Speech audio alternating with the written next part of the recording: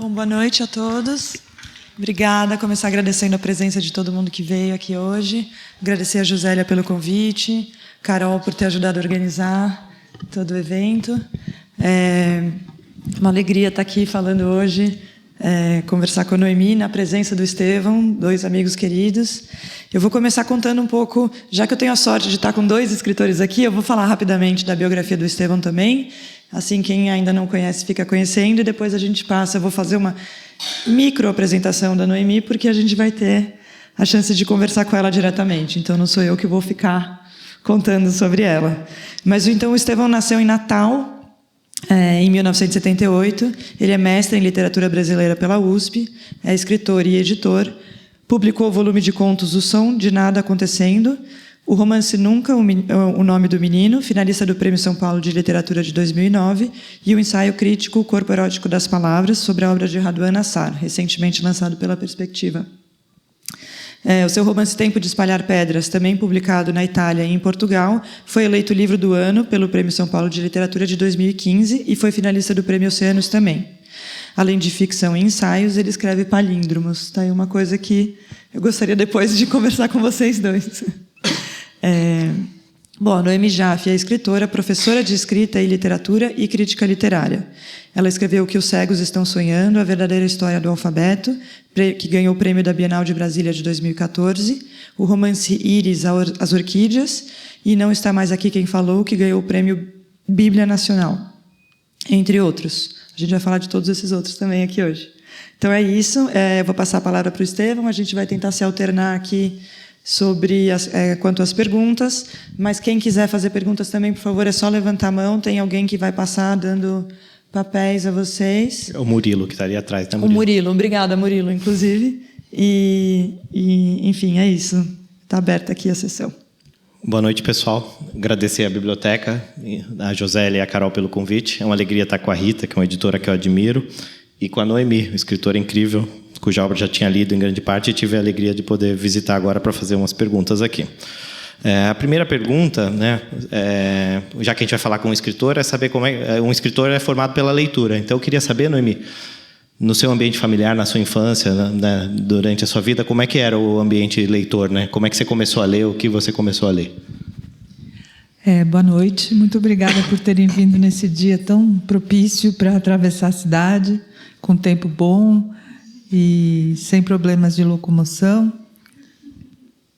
Muito obrigada mesmo pela consideração de terem vindo, e também queria agradecer a Josélia, a Carol, e ao fato de estar aqui do lado de duas pessoas de quem eu gosto muito. A Rita, inclusive, foi minha editora na Companhia das Letras. Bom, o ambiente de leitura, né, na minha casa.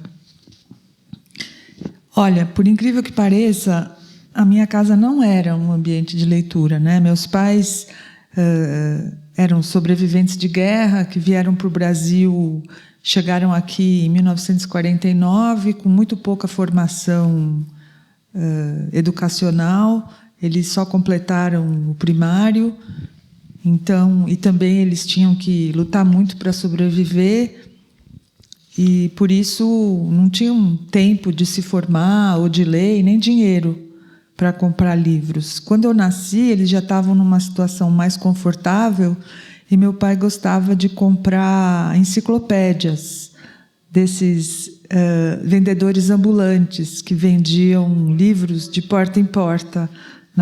Quando eu era pequena, isso era uma prática comum. Hoje, imagina, ninguém mais faz isso, ninguém mais compra enciclopédia. Então, eu gostava de folhear essas enciclopédias. Eu sou judia, meu pai comprava enciclopédias judaicas, da história do judaísmo, da história da Bíblia. E eu estudava também numa escola judaica, então, nessa escola, a gente estudava a Torá, né, que é o primeiro mandamento em hebraico. Mas eu, muito cedo, já peguei gosto pela leitura. Eu acredito que eu atribuo o meu gosto pela leitura, numa casa onde isso não era muito cultivado, ao fato de, como eu nasci bem depois das minhas outras irmãs, eu sou bem mais nova do que elas, meus pais gostavam, principalmente meu pai, de me chamar de lado, assim, se trancar no quarto comigo e contar histórias da guerra. Minha mãe também. Para as minhas irmãs, eles não contaram tanto. Primeiro, para minha irmã mais velha, eles nem sabiam a língua ainda para poder contar, e também estavam muito atarefados com a vida, né? E então sobrou para mim ouvir essas histórias, tanto da minha mãe quanto da parte do meu pai. E do lado da minha mãe, desde muito pequena eu sabia que ela tinha um diário que ela tinha trazido da Iugoslávia, da antiga Iugoslávia, que ela tinha preenchido quando ela tinha sido salva do campo de concentração e que ela tinha sido levada para a Suécia, e lá, durante a quarentena, ela preencheu esse diário contando todas as experiências que ela tinha vivido. Inclusive, eu escrevi um livro sobre isso. Eu sabia da existência desse diário desde que eu tinha, 5 anos. Isso sempre me atraiu, me motivou, me mobilizou. Eu sempre me senti muito especial pelo fato de a minha mãe ter um diário que ela tinha escrito durante a guerra. E eu tinha, desde muito pequena, como missão, um dia escrever um livro sobre esse diário. E eu acho que é por isso, por tanto me contarem histórias, que eu comecei a gostar de ler. Eu tinha um tio mais intelectualizado, que sempre me presenteava com livros, todos os meus aniversários. Eu também adorava, ele percebeu que eu tinha gosto por isso, então ele virou um hábito, né? Nos meus aniversários, ele me dava livros que eu amava. E assim, eu de noite, em vez de dormir, eu fazia uma cabaninha com cobertor e com uma lanterna, eu ficava lendo, fora do horário de dormir. E minhas irmãs, como elas eram muito mais velhas, elas já tinham livros, né? Quando eu tinha, por exemplo, 8, a minha irmã mais velha tinha 20. Então, eu lia os livros da faculdade dela, mesmo sem entender nada. Eu lia livros de psicologia. Eu lembro que com 14 anos eu estava lendo O Homem e Seus Símbolos, do Jung. Mas eu não entendia. Mas eu adorava. Eu lia livros em inglês, sem entender também. Eu adorava ficar tentando adivinhar o que as outras línguas queriam dizer. Então é isso. Pensando agora, tem tudo a ver com a maneira como você lê português também, né? Uma vontade de estranhar uma coisa muito natural. Super. Mas pensando no seu perfil como leitora, não necessariamente só na sua infância, eu queria perguntar quais são os autores que te dá mais prazer ler, que você lê com mais prazer, quais os que mais influenciaram o seu trabalho e se são coisas separadas ou não. Quais os que eu leio com mais prazer agora, no presente, né? E quais os que mais me influenciaram e depois... Se a leitura de prazer necessariamente te influencia ou se são coisas separadas? Esse eu leio por prazer e esse eu leio porque contribui para a minha escrita. Ah, tá. Tá bom. Não tem os que eu leio porque contribui para a minha escrita e que não me dão prazer. Não, essa categoria não tem. Mas os que eu mais tenho gostado de ler, porque muda demais, né? Acho que a cada ano os meus autores de preferência mudam muito. Nesse ano eu estou muito envolvida com a Herta Miller, com a Alice Smith, inglesa. Eu acabei de ler os 3 romances que ela escreveu em inglês, que são As Estações do Ano, Outono, Inverno e Primavera. Ainda ela não escreveu o Verão, e fiquei enlouquecida com esses romances, assim, pirei muito. Estou relendo Sebald, que é um autor também que eu amo. E estou lendo muita filosofia francesa, que eu adoro. O Levinas e o Derrida. São autores de quem eu gosto muito. Provavelmente tem muitos mais que eu estou esquecendo. Mas, atualmente, eu estou lendo isso. Estou lendo bastante também sobre mística judaica, que é uma coisa cujo interesse eu nunca perdi, que Me interessa demais. Agora, os autores que mais me influenciaram na vida, Clarice Lispector, que assim, com quem eu me identificava quando eu era adolescente, eu queria ser ela, eu achava que eu era ela. Toda adolescente, né? Mas não é porque era um gosto de adolescente que eu perdi o amor por ela, eu continuo apaixonada por ela. A Virginia Woolf também é uma autora que me influenciou muito e por quem eu ainda sou apaixonada também. O Thomas Mann, principalmente o livro José e Seus Irmãos, é um livro que me influenciou muito em algumas coisas. Livros que me influenciaram, deve ter tantos mais, mas o Coetzee, não sei pronunciar o nome dele. Ninguém sabe. Coetzee, sei lá. Para esse livro que eu acabei de escrever, eu praticamente copiei à mão um livro dele, que eu queria me imbuir daquele espírito desse livro dele, que é o Mestre de Petersburgo, para eu poder entrar no espírito que eu queria ter para escrever esse último livro que eu escrevi. Aí, copiando o livro, eu me decepcionei muito com ele. Era muito menos do que eu achava. Mas eu acho que porque também era sobre... Esse livro, O Mestre de Petersburgo, é sobre o Dostoiévski. Então, eu queria sentir a Rússia por dentro, assim, porque meu livro é sobre uma personagem russa. Mas eu acho que para isso serviu muito. E um livro que do qual eu também copiei passagens bem grandes, eu gosto de fazer isso, de copiar, foi o Submundo, do Dom DeLillo. E é isso, mas de tudo que eu leio, eu me influencio. Eu sou muito influenciável. E eu sempre estou, assim, pescando recursos em tudo que eu leio. Mesmo revista, ensaio. Eu sou muito chupadora. A sua tarefa de copiar os autores de que você gosta, né, e querer se sentir em São Petersburgo me lembrou o Pierre Menard, né, do Borges, né? Então, eu esqueci de falar. O Borges, eu acho que também me influenciou, e o Italo Calvino, na coisa do humor, que eu sou muito triste e, ao mesmo tempo, sou muito engraçada. Não sei que mistura que é essa que deu, assim, meio maluca de... Não é, Caló? Eu acho que eu contraponho a minha tristeza com humor. E não sou triste, sou melancólica, não sou triste, assim.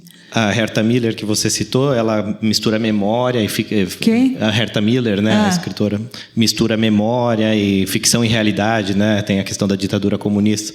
E na sua obra também essa fronteira entre realidade e imaginação, também às vezes você fica numa zona fronteiriça, né? E não só isso, entre gêneros também, né? Difícil categorizar, muitos dos textos da Noemi é difícil de colocar numa categoria mercadológica. A gente não diz se é ensaio, se é conto, se é prosa, se é poesia, se é ficção, se não é, se é memória. Isso é algo que você busca deliberadamente ou é o seu estilo natural, essa zona fronteiriça entre gêneros, entre realidade e imaginação? Eu acho que era natural e se tornou uma busca. Primeiro porque eu descobri que eu escrevo assim e eu nunca me enquadro, né? Eu sou meio intermediária, assim, e das bordas. Eu gosto das bordas, das margens, de tudo que não está no centro. E como eu fui escrevendo assim, porque a Josélia sabe do meu sofrimento por causa do O que os Cegos Estão Sonhando, que é um livro, é o meu livro, assim, é o livro da minha vida. E ele não tinha categoria para concorrer em nenhum prêmio. Né, Josélia? A Josélia gostou muito desse livro, ela né, falou para a imprensa e tal, e ele não podia concorrer em nenhum prêmio. Então, depois que eu percebi que eu escrevo desse jeito, eu comecei a escrever assim deliberadamente. Virou um pouco uma bandeira, em que eu acredito mesmo, porque eu não gosto dessas separações de gêneros. Eu acho que é uma separação que tem uma função muito mais mercadológica e comercial do que intrínseca à linguagem, né? Eu não acho que essas separações sejam necessárias, né? Que elas partam da própria linguagem. Eu acho que isso é uma coisa extrínseca, né? Que vem de fora para dentro, uma imposição de gênero. Sempre fui contra isso, até quando eu dava aula, né? Em termos de ensinar, isso é crônica, isso é conto, isso é novela, isso é romance. Então, acho que as coisas se misturam muito, e isso é ensaio também. Eu briguei muito já em prêmios literários para que livros que misturavam ensaios e contos fossem considerados livros de contos. Perdi. Então, acabou virando também uma busca, né, de linguagens. Mas agora eu estou mais esperta, e nos prêmios eu vou saber pôr conto, romance, não vou mais ficar, não sei o que é, vou dar um nome lá e pronto. E, Noemi, ainda nessa questão da zona fronteiriça, onde você parece que está sempre habitando, uma coisa que também chama muita atenção na sua obra é o fato de que você promove esse casamento que é bastante inusitado entre histórias de inspiração real, para dizer assim. Então, por exemplo, Íris, que a gente sabe que é bastante inspirado na história da sua mãe, para não falar sobre o que os cegos estão sonhando e tal, com uma imaginação vertiginosa, né? Que é, por exemplo, a verdadeira história do alfabeto, que é um exercício de sei lá quantas histórias você foi capaz de criar ali. Para você, imaginação e realidade são categorias conflitantes? Não. Absolutamente, né? E cada vez eu tenho mais certeza de que elas não são. É só a gente pensar, por exemplo, nos estudos acadêmicos sobre história, né? E o quanto a história cada vez mais considera as versões, as narrativas, né?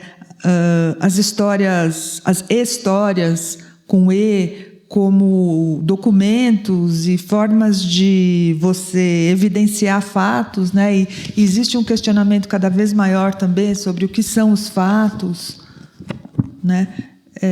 Então, primeiro, eu acho que factualmente essa afirmação é absurda, mas factualmente não existe diferença, não existe uma separação tão grande entre fato e ficção. Bom, só falar do país em que a gente está vivendo hoje para a gente saber que o que a gente está vivendo é pura ficção. Não é possível que o que a gente está vivendo seja fato.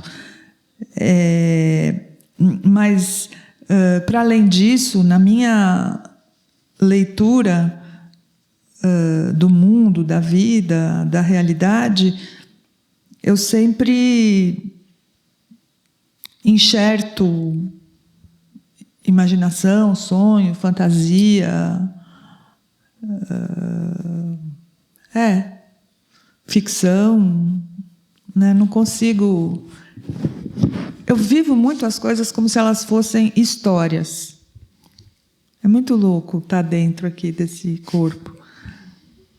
Porque é incrível, eu fico andando de metrô e fico imaginando, eu estou no metrô de Singapura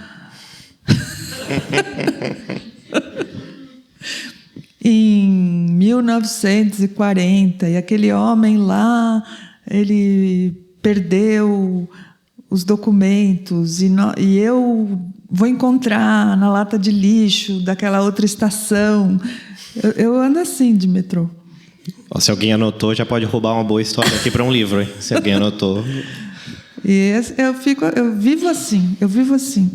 nessa seara ainda, né, do seu procedimento e tal, o que você faz com bastante frequência é recriar ou transgredir histórias cristalizadas, né, da tradição, ou da Torá, ou da Bíblia, ou da mitologia, né? É algo muito frequente em todos os seus livros, né? Ou da sabedoria popular, né? Você pega um texto já cristalizado, fixo, e transforma isso. Se todo texto vem de outro texto, se isso diz que todo texto vem de outro texto, onde é que fica a invenção? Onde é que a Noemi trabalha, né? O que é da Noemi aí? Nossa, que ótima pergunta, adorei. Eu não acho que existe invenção. Quer dizer, não, claro que existe. O cara inventou a lâmpada, imagina que não existe invenção. Mas eu acho que toda invenção parte de uma influência, né? A invenção, na verdade, é uma bela combinação de influências. Mesmo a lâmpada, né? É claro que o Thomas Edison estava carregado de influências de outros cientistas, que ele soube combinar de tal forma que aquilo deu um salto e chegou na lâmpada. Então, eu acho que na literatura é a mesma coisa, em qualquer expressão artística é a mesma coisa. Eu sempre falo nas minhas aulas, né? Originalidade, na verdade, é você saber combinar influências de uma forma que ainda não foi combinada, né? Até fiz uma brincadeira outro dia na aula, que se você combina Hamlet com Cebolinha, você vai criar uma coisa muito original, né? Selo ou não selo.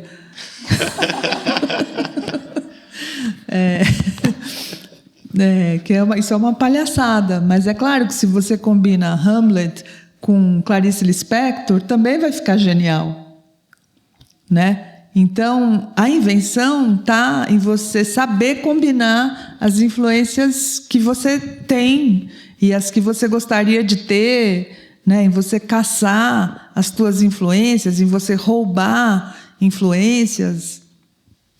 É aí que está a invenção, né, a originalidade. Então, realmente, essa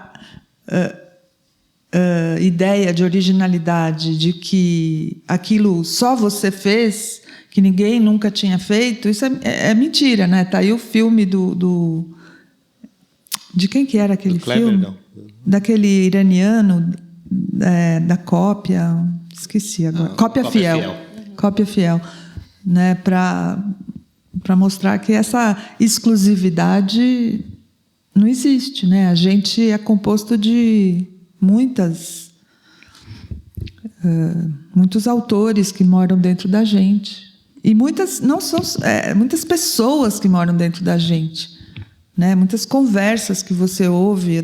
Eu voltei da Bahia 2 semanas atrás e aí eu estava na rua andando assim, aí um cara virou para uma mulher, abraçou ela e falou assim: eu amo você, eu amo teus filhos, eu amo todo mundo, né? Que é bem baiano isso. Eu achei tão lindo, né? Eu amo você, eu amo teus filhos, eu amo todo mundo, que é uma coisa que eu vou pôr em algum lugar. Então a gente está o tempo todo. E, Noemi, ainda nesse campo das influências, você diria que o seu trabalho como professora, em relação ao seu trabalho como escritora, te ajuda, te atrapalha ou interfere de alguma maneira? Me ajuda demais, demais. Porque, preparando aula, eu aprendo muito e tenho muitas ideias, porque eu sou obrigada a ler muito para poder preparar as aulas. Então, me vêm muitas ideias, influências e inspirações preparando aula. Conversando com os meus alunos, que são incríveis. Assim, eu tenho 3 turmas, eu sou muito privilegiada, tenho alunos excelentes. Eu aprendo demais. Eles produzem coisas incríveis e corrigindo os textos deles e lendo junto com eles os textos que eles produzem, eu tenho muitas ideias para os meus textos e de problemas que eu tenho no meu texto. Então, desde que eu comecei a dar aula de escrita, eu acho que eu melhorei bastante a minha literatura. Então, acho que eu não conseguiria continuar sendo escritora se eu parasse de ser professora. Para mim, é assim, esse é o caso. Noemi, agora falando de um livro em específico, mas que acho que tem relação com toda a obra, em Todas as Coisas Pequenas, né, que foi o seu livro de estreia, né, que são poesias, né, uma prosa poética. O Nuno Ramos, né, fez a apresentação e ele diz que a força do seu trabalho vem da passagem daquilo que parece miúdo até uma estrutura intelectual, mítica, subjacente. Se fosse obrigatório sintetizar, eu diria que a coisa miúda mais frequente no seu trabalho, dentre tantas, é a palavra, né? Uma palavra destacada da frase, do contexto, né? Do mundo, né? Como é que essa metamorfose acontece? Como é que uma angústia humana, um grande tema da humanidade, se concentra, de repente, em uma única palavra? Como é que se dá isso para você? Se você tivesse que descrever. Nossa, cada pergunta incrível. Eu diria, talvez, que seja o caminho contrário. Que eu parto de uma palavra e nela eu encontro a angústia do mundo. Mas eu não tento fazer esse trabalho de redução. Uhum.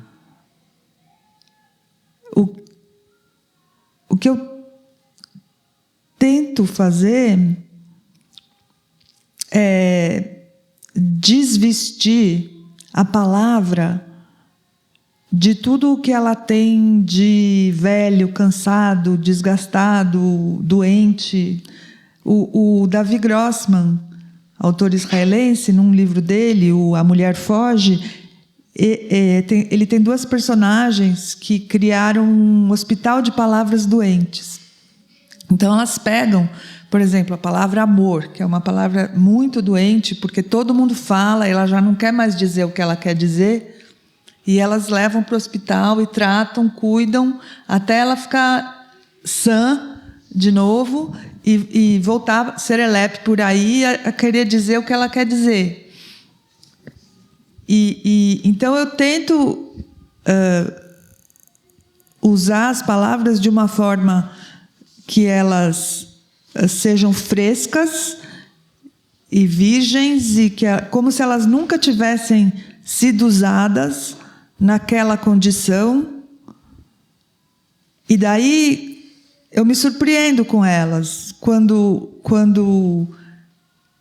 eu as reconheço de novo de uma forma que eu ainda não as conhecia. Elas começam a querer dizer coisas que eu não sabia. Não sei te explicar, está muito esquisito isso que eu estou falando. Está fazendo sentido. Está fazendo sentido? Está fazendo sentido? Vou fazer uma pergunta ainda mais, que vai levar a gente para o lado mais místico ainda, mas que tem a ver com tudo isso. Sobre esse seu fascínio também pela etimologia, né? Que é uma coisa que você exercita. É a mesma coisa. Então, a pergunta é basicamente se você acha que o exercício da etimologia é um exercício de dissecação das palavras, ou se tem um componente de evidência nelas, quando você descobre coisas novas, ou se é uma terceira coisa, ou se está tudo tá comunicado. Tudo misturado. Eu estou me sentindo muito louca.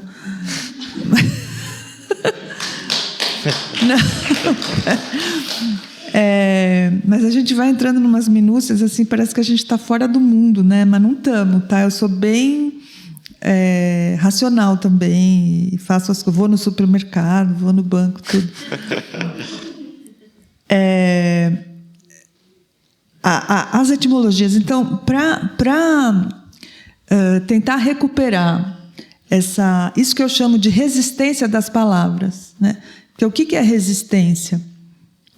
A resistência é o grau de penetrabilidade ou impenetrabilidade que as coisas têm, né? Então, você, por exemplo, na água, ela é quase totalmente penetrável, e o aço é totalmente impenetrável. Então, tem palavras que são totalmente penetráveis, expressões do tipo eu te amo, né?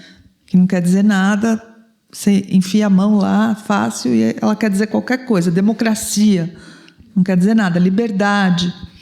E o que eu penso, se você quer falar sobre liberdade, você precisa encontrar uma expressão que torne a liberdade impenetrável. né? Você precisa encontrar uma expressão que faça com que a pessoa pense: nossa, eu estou vendo a liberdade pela primeira vez na minha vida, nunca tinha pensado nisso. Né? Sei lá, você tem "eu te amo", como é que você fala isso? A saudade é arrumar o quarto do filho que já morreu, por exemplo, saudade. Né? Aí você fala: arrumar o quarto do filho que já morreu, isso sim é impenetrável. Né? Isso sim é uma resistência boa para você expressar o sentido de saudade. Então, quando eu pesquiso etimologia, eu estou tentando fazer isso, estou tentando recuperar a impenetrabilidade daquela palavra, ou daquela expressão. Porque você, indo para a história daquela palavra, você vê as metamorfoses pelas quais ela passou ao longo do tempo e você descobre todas as interpretações que as diferentes épocas e lugares tiveram daquela palavra. Porque as palavras mudam demais. Por exemplo, teoria. Na Grécia Antiga, os teóricos eram os espectadores dos torneios desportivos. Esses eram os teóricos.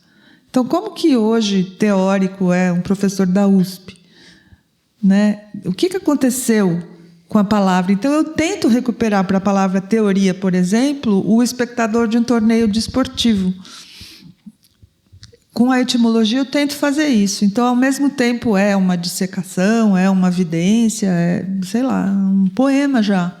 Né? Você tentar descobrir por que de espectador de torneio virou isso que é hoje o teórico, você já tem um conto aí, né? Se você vai tentar acompanhar o histórico dessa palavra. Num outro livro, Noemi, não está mais aqui quem falou, tem uma frase muito curta e muito bonita que é: recuar também pode ser uma forma de avançar. Né? Quando eu li essa frase, associando com toda a sua obra, eu pensei nessa sua obsessão etimológica, né? E aí me parece que você disse agora que talvez escarafunchar o passado das palavras te ajude a criar um futuro para elas, né? Sim. Agora, se é assim, o que está ameaçando as palavras? É esse uso, essa penetrabilidade? O que está ameaçando as palavras é a retórica, a banalização,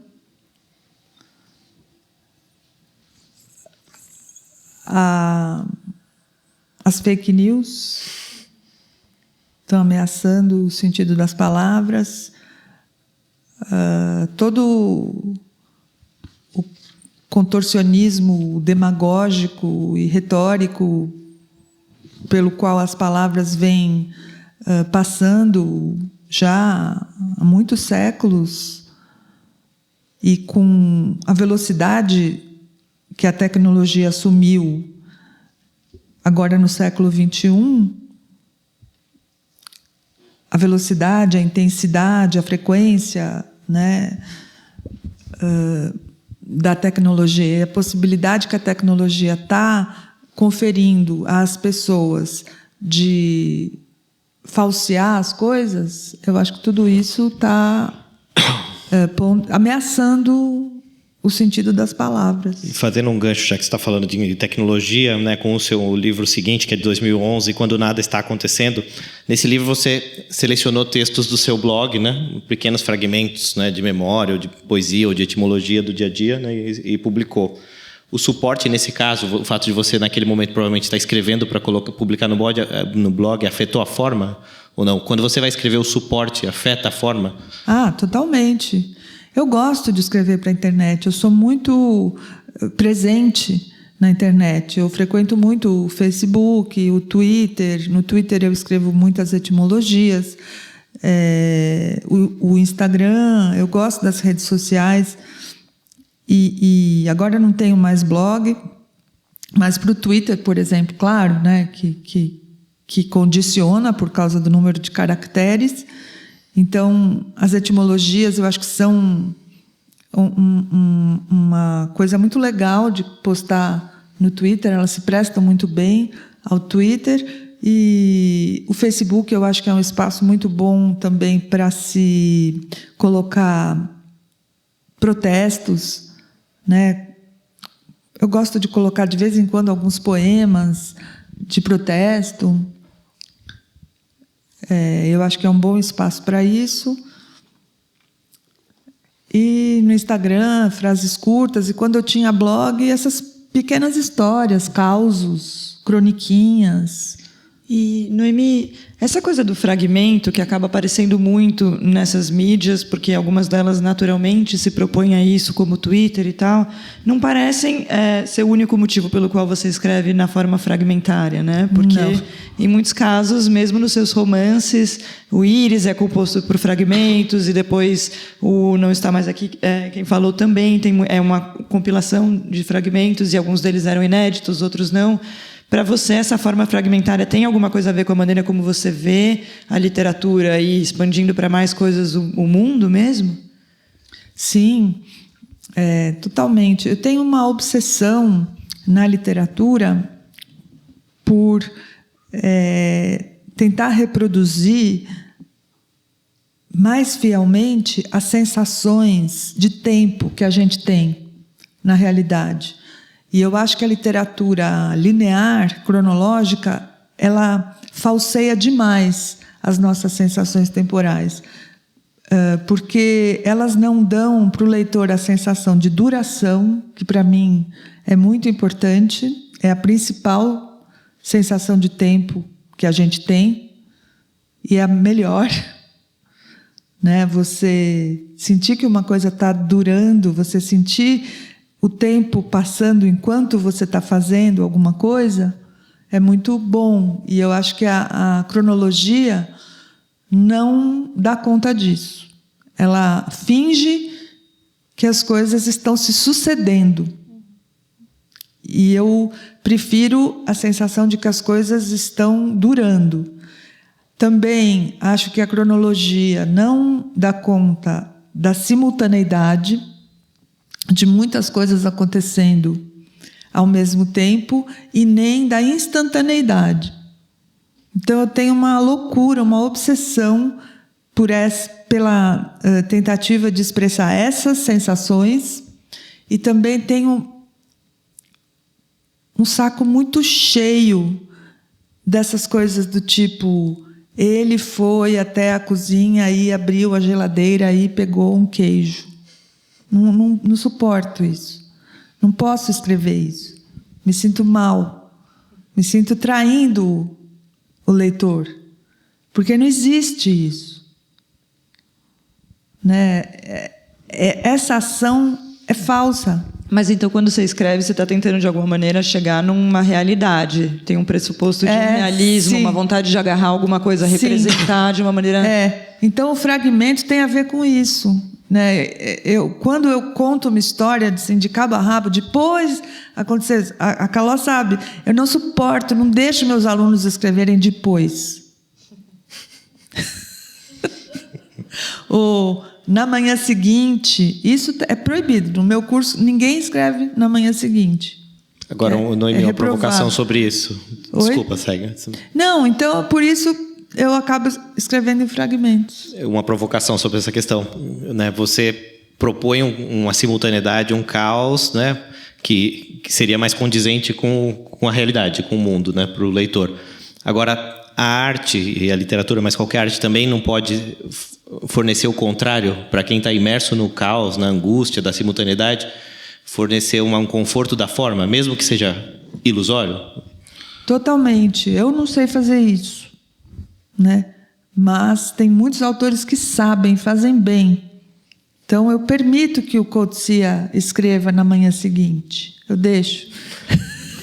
Liberado. O Dostoiévski está cheio disso, né? Enfim, o Estevão. Mas eu não sei fazer isso. Eu não fiz a pergunta em proveito próprio, não, tá, gente? Eu sei que não. É que eu acho que a ambiguidade da arte é essa também. Para quem carece de conforto, ela dá um conforto, dá uma cronologia. E para quem está com excesso de cronologia, ela desestabiliza. Eu acho esse movimento ambíguo bonito, né? Sim, eu também acho. Não, acho fundamental. E, enfim, eu estou lendo agora o Sebald, Os Anéis de Saturno, que ele está fazendo uma caminhada pelo interior da Inglaterra, E ele fala, toda hora ele fala, eu me hospedei naquele hotel e eu deitei naquela cama. E eu falo, tudo bem. A ilusão de uma causalidade às vezes é necessária. E Noemi, também falando sobre um pouco a relação com essa literatura que eu vou chamar, na falta de uma expressão melhor, de mais tradicional, mas derivando disso para uma relação com a cultura europeia, que é uma coisa que eu sinto muito presente na sua obra, assim, desde o conhecimento enciclopédico, que é uma coisa que aparece, até os temas mesmo, personagens, né, que imagino que tenham a ver com a sua origem. Mas o que eu queria te perguntar é, você também tendo tido a experiência de dar aula de literatura brasileira e tal, você acha que o fato de você se reportar à cultura europeia diz respeito mais às suas origens pessoais, ou você acha que é realmente um comportamento nosso brasileiro, uma coisa mais coletiva? Eu acho as duas coisas, Rita. Acho que tem muito a ver com as minhas origens, eu me identifico muito com a cultura eslava e com a cultura judaica, claro. Então, tenho muita identificação com autores do leste europeu, da Rússia, da Polônia.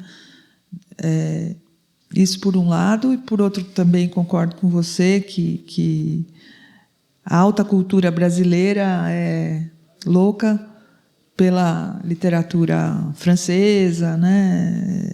A USP é toda voltada para a França, foi fundada, inclusive, né, por intelectuais franceses, e eu tenho toda a minha formação acadêmica na USP, e ultimamente eu acho que isso tem mudado, né? Acho que a academia está aprendendo a valorizar mais a literatura brasileira, e eu também. Quer dizer, a literatura brasileira eu já valorizo há muito tempo, né?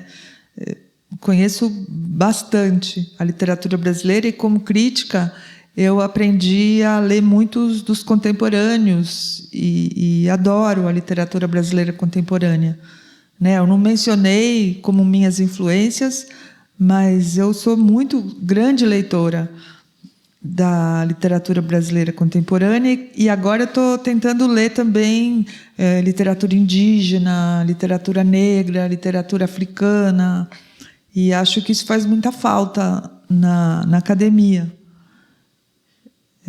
Mas eu vejo um movimento de transição, e acho que a Josélia tem um papel muito importante nisso, pelas flips que ela dirigiu, coordenou, sei lá, e que ela trouxe autoras negras e mulheres para a Flip, para o centro das atenções, né? Agora, nessa última curadoria, também teve muito isso, da Fernanda. Enfim, acho que está tendo um movimento das próprias autoras, no sentido de aparecerem mais, e eu endosso muito fortemente qualquer movimento que venha das mulheres, para as mulheres, com as mulheres. A gente, na verdade, começou fazendo a pergunta. A gente fez a pergunta dos autores que te influenciaram lá atrás, para você ter tempo de ir lembrando e falando. Então, você pode falar a qualquer momento, quando você quiser fazer um adendo. Tá, olha, da literatura brasileira contemporânea, eu adoro o Joca Terron, né? E acho o livro dele, Noite Dentro da Noite, um acontecimento histórico na nossa literatura. E muito injustiçado, não me conformo de ele não ter ganhado nenhum prêmio no ano passado. Eu acho que isso só reforça essa ideia que eu tenho da caretice dos prêmios. Os prêmios brasileiros são muito caretas, muito. Eles só premiam o que vende. E o prêmio é um lugar para se premiar o que não vende. É o lugar que o autor que não vende tem para poder ser reconhecido, é o prêmio. E o prêmio acaba reconhecendo a mesma coisa que as livrarias, né, e o comércio reconhece. Enfim, mas gosto muito do Joca Terron, gosto muito da Bia Bracher, me identifico demais com a literatura dela e das poetas, das mulheres poetas a Ana Martins Marques, a Angélica Freitas, a Alice Santana, a Marília Garcia. Enfim, eu acho que esse movimento das mulheres poetas brasileiras, e cada hora surge uma melhor do que a outra. Um negócio incrível, incrível. Eu gostaria de dar um curso lá fora sobre isso, sobre as mulheres poetas, porque acho um fenômeno talvez único no mundo. Noemi, vou começar a fazer perguntas sobre o livro que você disse que é o livro da sua vida, O que os Cegos Estão Sonhando, que saiu em 2012. Talvez você pudesse, brevemente, para o público conhecer, apresentá-lo, né? Porque ele tem uma estrutura híbrida muito interessante. Você consegue brevemente, aí depois eu emendo a pergunta? Bom, esse livro é a transcrição do diário que a minha mãe escreveu depois de ela ter sido salva de Auschwitz. Já a guerra tinha acabado, ela foi resgatada pela Cruz Vermelha, levada para a Suécia, e lá na quarentena ela escreveu esse diário contando desde o momento em que ela e os pais e o irmão foram presos até a viagem de trem, os dias que antecederam a viagem, depois a chegada em Auschwitz, depois tudo que aconteceu com ela em Auschwitz. E ela escreveu no presente, como se ela estivesse escrevendo enquanto as coisas estavam acontecendo. E ela, inclusive, põe as datas. E são datas que é um pouco impossível lembrar. Então, tem até erros. Tem dias que são depois, mas que vêm antes. Enfim, ela escreveu esse diário. A gente traduziu na década de 90. Daí, a primeira parte do livro é esse diário integral, né? Sem faltar nada. A segunda parte do livro, eu comento as vivências da minha mãe. Eu dividi em tópicos, que são coisas que eu achei que eram muito essenciais durante a guerra, que eu fui até Auschwitz para poder escrever esse livro, e que são do tipo fome, banho, raiva, humilhação, mãe, coisas assim, e faço comentários que têm a ver com partes do diário, são reflexões. E tem também ficção nessas partes, por causa de alguns nomes que eu anotei em Auschwitz, de umas malas que eu vi lá, e eu tento imaginar como é a história dessas pessoas cujas malas ficaram em Auschwitz. E a terceira parte é a minha filha, falando para ela o que significa ser neta de sobrevivente de guerra. Sobre a sua filha Leda, né? Tem uma parte do livro em que você fala do fato de que sua mãe esqueceu algumas palavras, as palavras que eram usadas no campo, e que isso te irrita muito, né? Que você queria saber quais eram as palavras, ela só lembra duas, né? E sua filha também é escritora, também participa do livro. Uma coisa que eu fico muito curioso de saber é se você também é capaz de perceber e descrever a diferença no trato com a palavra entre você e a Leda, e sua filha, do modo como você faz com a sua mãe, nessa escadinha geracional. Sim, muito, muito. A Leda é escritora, muito boa escritora, e escreve de uma forma muito diferente da minha. Ela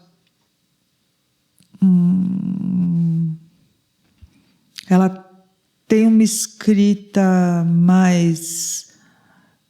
bem mais introspectiva do que a minha, bem menos engraçada do que a minha, muito mais precisa, eu acho. Ela tem um cuidado muito maior do que eu com as palavras ainda, eu acho.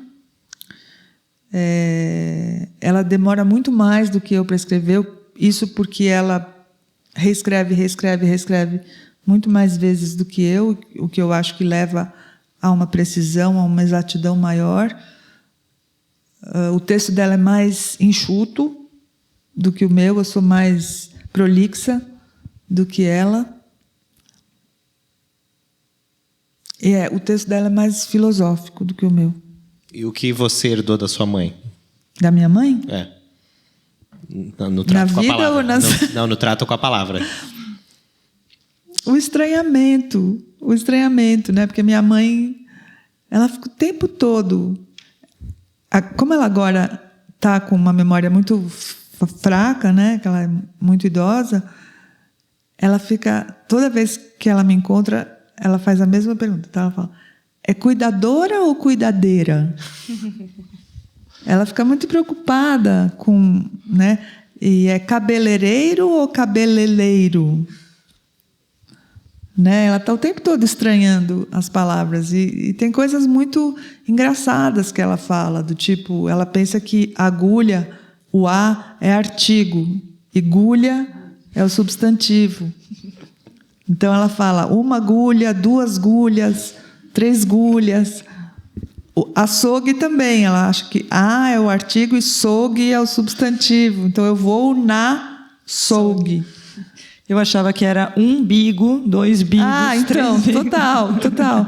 Aí, por causa dela, nossa, eu vivo... Quem vive comigo, sabe? Eu vivo fazendo trocadilho. Você fala comigo uma coisa, eu não ouço o que você está falando, eu ouço a palavra que você está falando e fico brincando. Meu marido não aguenta, às vezes, porque ele fala, sei lá, me passa... a lasanha, sei lá. Aí eu fico, lasanha... Aí eu já estou fazendo uma brincadeira. Aí eu não passo a lasanha, entendeu? E Noemi, ainda falando sobre a relação com a sua mãe, e sobre o que os cegos estão sonhando, tem uma passagem ali em que você fala sobre a tentação de ter estado no lugar do sobrevivente, que também o lugar do sobrevivente também muitas vezes é o lugar da pessoa que não consegue falar sobre o que viveu. É um traço muito comum, né, dessas situações de trauma. Você acha que você ter se tornado escritora também tem uma maneira, também pode ser visto como uma maneira de tentar se colocar nesse lugar do sobrevivente, tentar dar voz a essa experiência tão intransponível? Totalmente. Eu acho que eu me imbuí, como eu falei no começo, de uma missão, e que agora eu traduzo como a tentativa de representar o irrepresentável. Que isso já foi muito teorizado, né? Em quem fala sobre catástrofe, o Márcio Seligman, um cara que fala muito sobre isso. E a minha loucura, isso.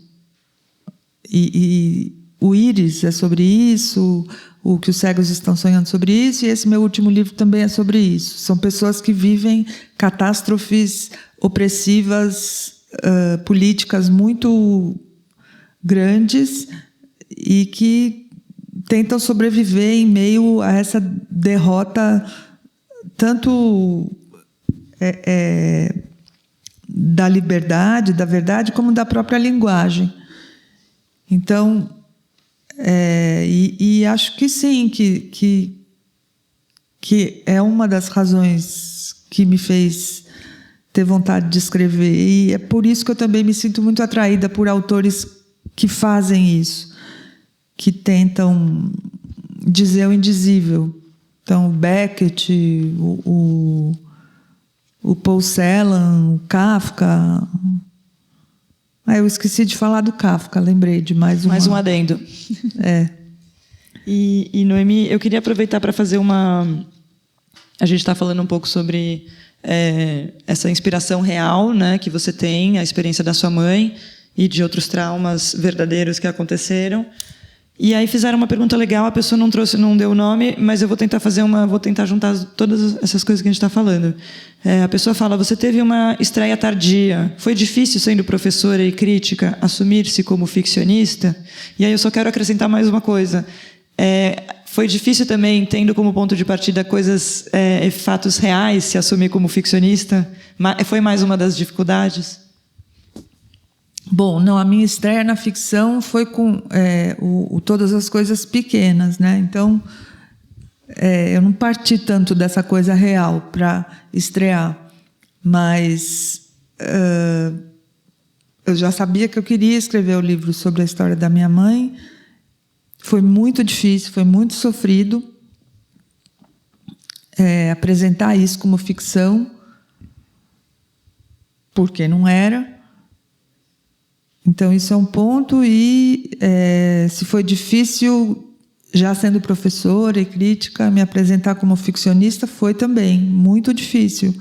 Eu assumi que eu sou escritora, demorou muito. Mesmo depois de ter publicado o primeiro livro, eu tinha 43 anos, demorou alguns anos para eu, na ficha do hotel, escrever escritora. Agora eu tenho o maior orgulho de dizer isso. E as pessoas adoram. As pessoas ficam, nossa, parabéns. O Uber, quando pega e fala, você é escritora, uau, tará. E por que você acha que demorou tanto, Noemi? Porque eu era professora, né? E tinha um monte de coisa escrita, guardada, mas não tinha coragem de publicar, de apresentar, ficava só acumulando. Eu era mãe, separada, sozinha, enfim. Muitas categorias vinham antes de escritora. Exatamente, né? Então, foi muito difícil eu assumir que era real. Depois que eu assumi, foi ótimo, porque depois que eu saí do armário, porque isso até me ajudou a escrever mais. E falando de categorias, né, da categoria escritor, e depois de com O que os Cegos Estão Sonhando, você lançou um livro só de diálogos, né, o Comum de Dois, né, que também já é mais difícil de categorizar. E depois do Comum de Dois veio um livro que eu acho que ninguém tinha dúvida em que categoria escrever, que é o Íris, né? Então, acho que é o primeiro livro que você pôde inscrever nos prêmios com conforto e sem nenhuma restrição, né? Que é um romance, né? Claramente um romance. Ainda tem o livro dos começos, que também... Veio depois, né? Se não me engano. Depois. Aí no Íris, a personagem principal, que dá nome ao livro, também foge da Hungria por causa da invasão soviética nos anos 50 e vem parar aqui no Brasil. E tem esse tema do exílio, né? Como o exílio da sua mãe, do seu pai, né? Então é um tema recorrente na sua obra. Você é judia e tal. Aí eu queria saber sobre o exílio, né? Se a língua e a literatura para você são lugares e se é possível para alguém, um escritor ou intelectual, se exilar da língua ou na língua. Se você já se sentiu exilada em algum momento. O tempo todo. E agora, em 2019, definitivamente somos todos exilados dentro do nosso país. Bom, cada vez mais eu assumo. Ser judia é ser exilada, ser mulher é ser exilada, ser escritora é ser exilada. Falar português é ser exilado. Outro dia, tem uma aluna minha, a Yara, que acabou de publicar um conto na Piauí. A gente está super feliz, comemorando que o conto dela saiu na Piauí e tal. E eu falei para ela, Yara, se a gente falasse inglês e morasse em Nova York, você faria muito mais sucesso do que aquela chata que escreveu Cat Person. Faria muito mais sucesso, o conto dela é muito melhor. Mas a gente fala essa língua aqui, que o Machado de Assis só está sendo descoberto agora lá fora, e que o Machado de Assis é tão bom quanto o Chekhov, e a Clarice Lispector, enfim, o Graciliano Ramos, todos os nossos grandes escritores. Então, eu me sinto o tempo todo exilada. Mas você falou se exilar da língua e se exilar na língua. Não, eu me sinto exilada na língua, da língua nunca. A língua que é o meu lugar de sobrevivência, que nem para os meus pais ter aprendido a costurar, que foi o que permitiu que eles sobrevivessem no exílio, para mim é a língua, são as palavras, as línguas, não é só a língua, mas as línguas.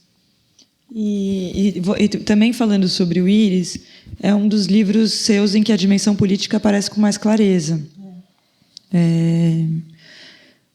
Mas eu queria te perguntar se a política está presente em todos os seus livros, de algum modo, E se você acha que o nosso contexto político hoje em dia também é matéria-prima para a criação literária e artística de uma maneira mais geral, ou se, pelo contrário, traz mais desafios? Putz. Eu sou muito interessada em política, né? Desde muito jovem. Eu pertencia a um movimento judaico-socialista. Isso existe, tá, gente?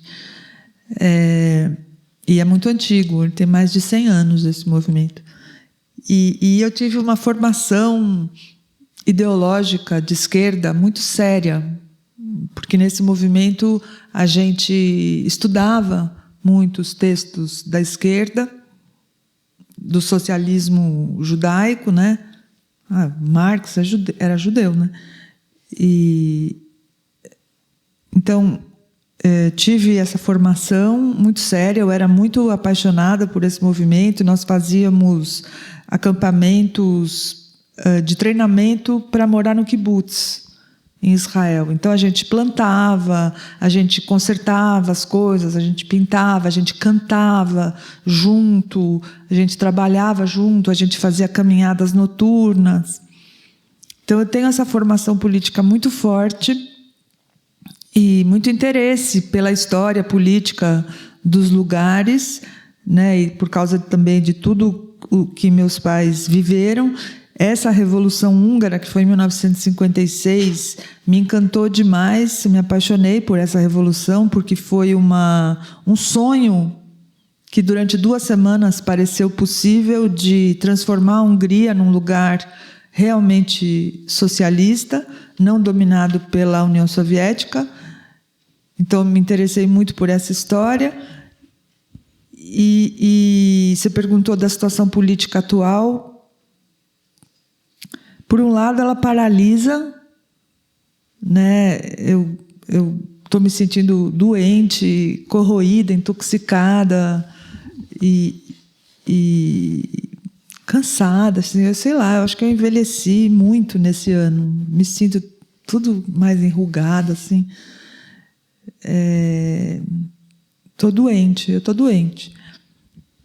E, por outro lado, eu sinto uma necessidade de dizer alguma coisa, apesar de achar que não serve para nada também. Então, é tudo muito paradoxal, né? Por exemplo, agora eu acabei de ser convidada para participar de um livro em que vários escritores vão escrever sobre a morte do monstro que nos governa. Né? Não falo o nome dele porque suja a boca. Aí eu vou escrever, né? O editor da Ilustríssima também me chamou para eu publicar na Ilustríssima um poema, porque eu tenho escrito alguns poemas no Facebook, que eu estou obcecada pela Regina Duarte. Eu quero estudar esse fenômeno assim de perto. Como pode tanta canalice concentrada numa atriz, né? Que já fez, sei lá, peças de Hamlet e que fica postando no Instagram Gonzaguinha, falando, amo Gonzaguinha, ama, sei lá, tantas coisas que a gente gosta e, ao mesmo tempo, Moro e Dallagnol, não sei o quê. Então, e eu escrevi vários poemas sobre ela. Então, estou querendo publicar um poema sobre ela também, na Ilustríssima. E é uma obsessão em que você gostaria de conversar com ela? Qual que tipo de... Não, eu tenho nojo dela. Mas eu queria entender eu acho que se eu visse ela, eu ia cuspir na cara dela. Eu queria entender como que é possível. O que explica esse fenômeno de uma pessoa gostar do Gonzaguinha e defender. Mas eu só vou voltar um pouquinho para... o Estevão fez um roteiro super legal aqui sobre os livros, e a gente não falou muito sobre o seu livro, sobre diálogos, mas é que acho que é oportuno, né? porque as pessoas nunca falaram tanto e nunca se comunicaram tão pouco, né? Talvez tenha um pouco disso, assim. Você acha que a gente se comunica menos hoje em dia? Totalmente. Eu sou dependente do celular. Gostaria de ser muito menos. Mas eu vejo, né? Estava conversando hoje com uma professora de uma escola. Ela falou, nossa, as pessoas... Eu peço para elas escreverem sobre... você está num café. E aí, como é que é? Elas não sabem, porque elas não vão no café. Não vão no shopping. Ou se vão no shopping, fica todo mundo olhando no celular. Então, não tem essa experiência mais de se encontrar, de conversar. E mesmo a gente que tem consciência da nossa dependência do celular, a gente se encontra menos. Mas está todo mundo muito enlouquecido com trabalho, com tentativa de sobreviver na selva, de ganhar dinheiro, de ter um emprego. Então, está todo mundo com menos paciência para se ver, para se encontrar. Uma espécie de virtualidade também, né? E mesmo a política está habitando esse espaço, né? Então também a própria Regina Duarte é uma espécie de virtualidade do que quer que ela esteja representando ali, né? Porque vai saber quem é a pessoa de fato que está por trás. A gente não está se comunicando com ela e nem ela conosco no momento em que ela fala aquelas coisas necessariamente. Exatamente. Então ela está protegida também, né? E assim, eu acho que ela é assim, uma tipificação de um grupo muito grande de pessoas, né, que se projetam nela, inclusive, para terem uma segurança maior ou uma autorização para aquilo que elas estão, para aquilo que elas são, né? Para a mediocridade que a gente vive, enfim. Acho que é isso. Acho que eu esqueci o que eu ia falar, mas Noemi, mais ou menos isso. Deixando agora o referente, né, ao mundo real, a política, para uma camada mais profunda, não inexistente, mas um pouco mais escondida, queria fazer uma pergunta sobre o livro dos começos, que é um conjunto de pequenos ensaios sobre o ato de começar algo, né? E, por consequência, de continuar e de terminar. Né? Se a gente fala de começar, tem que ter a continuação e o término. Né? Esses ensaios, esse conjunto tem, assim, no bom sentido, um ar de exercício, né? No sentido de jogo, de brincadeira, né? Eu queria que você falasse um pouquinho da literatura como jogo, como brincadeira, como quebra-cabeça. Que legal. Então, isso daí é a influência que eu sofri do Italo Calvino e do Cortázar, né? Porque ambos consideravam a literatura como jogo. O Cortázar, isso aparece muito no Jogo de Amarelinha, nos Autonautas da Cosmopista, no Octaedro. E o Italo Calvino, isso aparece no Castelo dos Destinos Cruzados, no Se um Viajante numa Noite de Inverno, e na participação que ele tinha no Oulipo, que era um grupo de escritores franceses, italianos, que se desafiavam todo mês com uma combinação matemática e faziam coisas incríveis. Eu gosto demais disso, inclusive no meu jeito de dar aula, eu gosto de impor restrições aos meus alunos para que eles tentem, superando essas restrições, superando esses desafios, conseguirem escrever de um jeito que eles mesmos desconheciam. Então, adoro essas restrições para me desafiar a escrever. E faço muito isso, tanto quando eu estou praticando só, sem estar escrevendo alguma coisa oficial, como também quando eu escrevo. Eu gosto de me propor algumas restrições e ver como eu me saio diante delas, e a partir disso aparecem coisas muito novas, né? Eu gosto dessa coisa de frescor que eu estava falando, do frescor das descobertas. Eu fiz muito isso no livro Não Está Mais Aqui Quem Falou, que foi a Rita que editou. Então, no Não Está Mais Aqui Quem Falou, eu fiz várias brincadeiras de encontros imaginários, mas que tinham algum lastro real. Então, eu imaginava, por exemplo, eu sei que esqueci o nome dela, essa autora... Marguerite Duras. Marguerite Duras, não ia falar dela. Da que escreveu Out of Africa.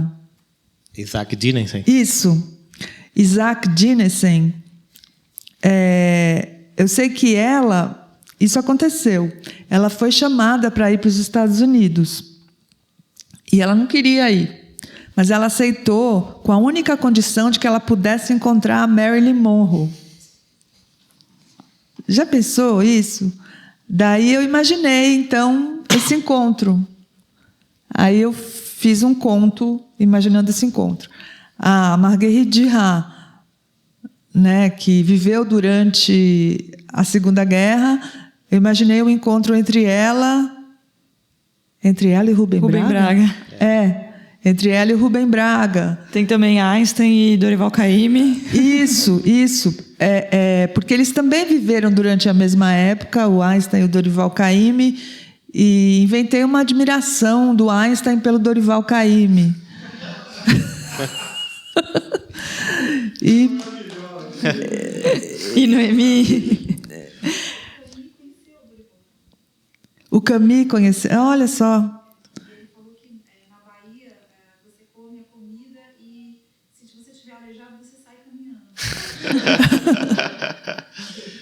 Ó, tá vendo? Você falou caminhando. Eu já estou pensando caminhando. É assim. Noemi, esse gosto pelo jogo, pelo quebra-cabeça, né? Pela palavra, pelos jogos de palavra, que em última instância dá no anagrama, no palíndromo, que são coisas que você também gosta, né? Sem querer fazer psicanálise amadora aqui, será que isso não é uma relação sua com a sua mãe? Porque talvez num tom um pouco de crítica, não sei, no que os cegos estão sonhando, você fala que para sua mãe as palavras habitavam um lugar mágico.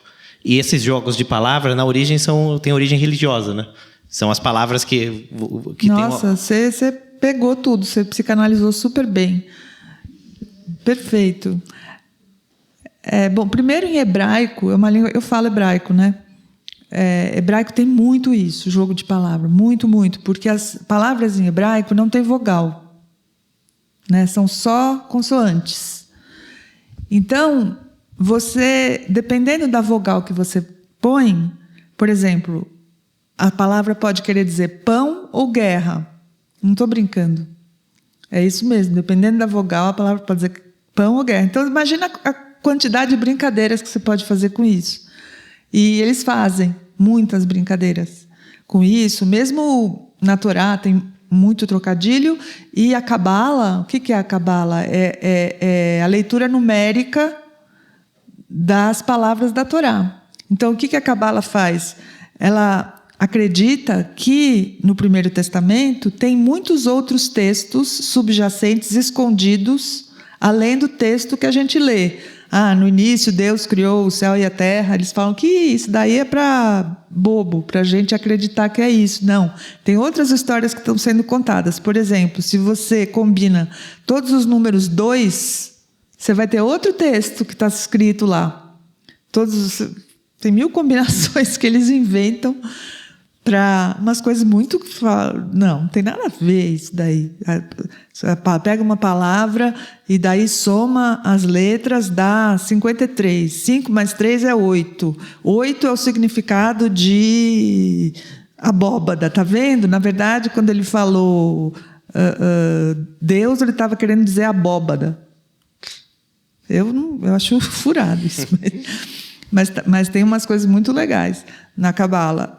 E a minha mãe, se vocês conhecessem a minha mãe, vocês não iam acreditar. Ela passou por Auschwitz, né? Ela comeu o pão que o diabo amassou, literalmente, veio para o Brasil, né? Sofreu muito, não tinha um centavo. Meu pai saía vendendo roupa de porta em porta. A minha mãe só faz piada. Ela só faz piada o dia inteiro, mesmo agora, com 93 anos, doente. Ela só faz piada.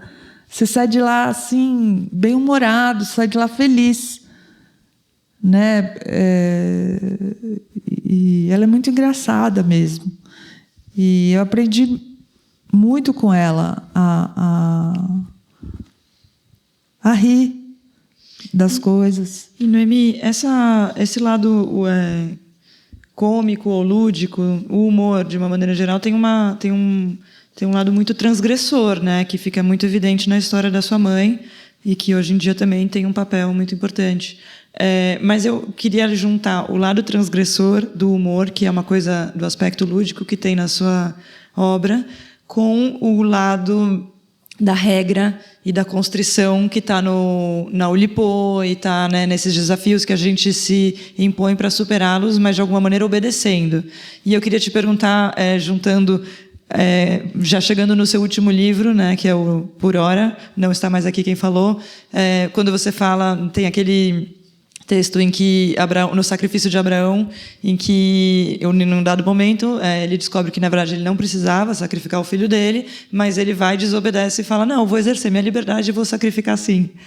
Então, juntando tudo isso, assim, o lado transgressor, o lado da regra, você, quando escreve, você escreve para obedecer, para desobedecer, ou você não está se reportando a nada disso? Que lindo. Para desobedecer. Para desobedecer. Eu gosto das regras, né? Acho elas muito importantes. Por exemplo, adoro gramática.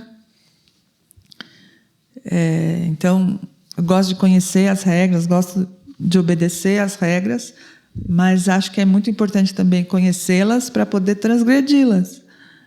E é transgredindo que a gente vai abrindo, né, caminhos, espaços, não transgressões mirabolantes.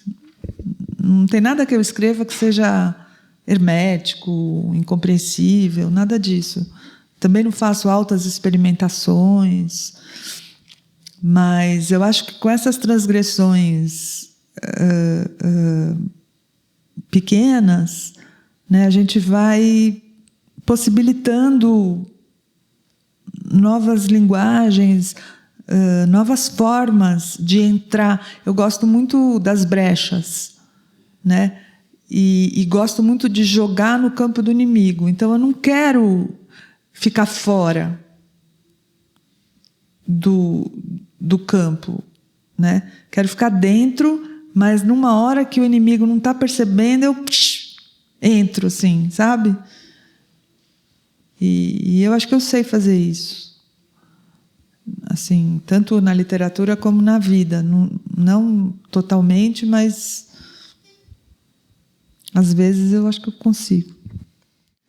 Eu sonho muito, minhas noites são muito profícuas, muito habitadas e com muitos sonhos ruins também.